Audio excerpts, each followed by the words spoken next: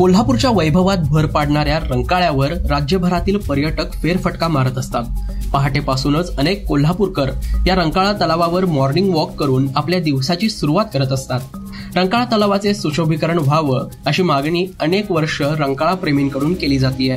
तसेच रंकाळ्याचे संवर्धन आणि जतन करावं अशी मागणी देखील रंकाळा प्रेमींकडून होतीये। गेल्या 40 वर्षांपासून रंकाळा बचाव समिती रंकाळ्याच्या संवर्धनासाठी प्रयत्न करतेय, मात्र याकडे महानगरपालिका प्रशासनाचे दुर्लक्ष आहे। त्यामुळेच 25 डिसेंबर रंकाळा दिवसाच्या निमित्ताने अनेक रंकाळा प्रेमींनी रंकाळा पदपथ उद्यान येथे महानगरपालिका आणि प्रशासनाचा काळ्या फिती लावून निषेध नोंदवला। 2014ला देखील काळ्या फिती लावूनच रंकाळा परिक्रमा केली होती। विकासरावांनी परवा काल मेसेज टाकला की काळ्या फिती लावायच्या आहेत आणि रात्री जरा पूर्वीच्या बातम्या बघितल्या तर लक्षात आलं की 2014 रोजी देखील आपण काळ्या फिती लावून संपूर्ण रंकाळा परिक्रमा केली होती। त्यामध्ये हजारो रंकाळा प्रेमी सहभागी झाले होते। 10 वर्षानंतर देखील प्रश्न जैसे थे आहेच। महानगरपालिका प्रशासनाला कित्येक वेळा आपण निवेदने दिली, अधिकाऱ्यांनी प्रत्यक्ष भेटी दिल्या, कार्यवाही करतो 2 महिन्यात असं सांगतात आणि गेले 10 वर्षे जैसे थे प्रश्न आहेत। रंकाळ्याचं सुशोभीकरण झालं परंतु त्याची देखभाल देखील होत नाही। आपली मागणी गेल्या 40 वर्षापासून रंकाळ्याची चळवळ सुरू आहे। 1985 पासून रंकाळ्याची चळवळ रंकाळा समितीनं सुरू केली, परंतु गेल्या 40 वर्षात देखील रंकाळा संवर्धनाचा प्रश्न काही मिटलेला नाही। रंकाळ्याचं मूळ दुःख नाही पाणी प्रदूषण, ते पाणी प्रदूषण देखील संपलेलं नाही।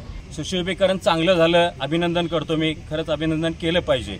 पण नुसतं सुशोभीकरण किंवा बाह्य देखावा जो आहे तो फक्त दाखवून उपयोग नाही आहे। सर म्हटले की मूळ दुखणे इतकी भयानक आहे त्या रंकाळ्याची की पाणी प्रदूषण आज आपल्याला माहित आहे। सभोवताली जर आपण फिरायला गेलो तर मासे जे आहेत ते मरून पडलेले दिसतात आपल्याला, पाण्याचा वास यायला लागलेला आहे। आणि हे जे मूळ दुखणं आहे पाण्याच्या प्रदूषणाचं तिकडे मात्र प्रशासनाचं दुर्लक्ष व्हायला लागलेलं आहे। खरं म्हणजे 10-11 वर्ष आपण काळ्या फिती बांधून या ठिकाणी रंकाळा परिक्रमा केली, स्वच्छता मोहिमा किती राबवल्या माहीत नाही, म्हणजे त्यांची गणती पण नसेल। प्रत्येक वर्षी 2-4 स्वच्छता मोहिमा आपण घेतो। आज आपल्याला माहित आहे रंकाळ्याच्या संरक्षक भिंतीच्या भोवती प्रचंड अशा पद्धतीने वृक्षवल्ली वाढलेले आहे।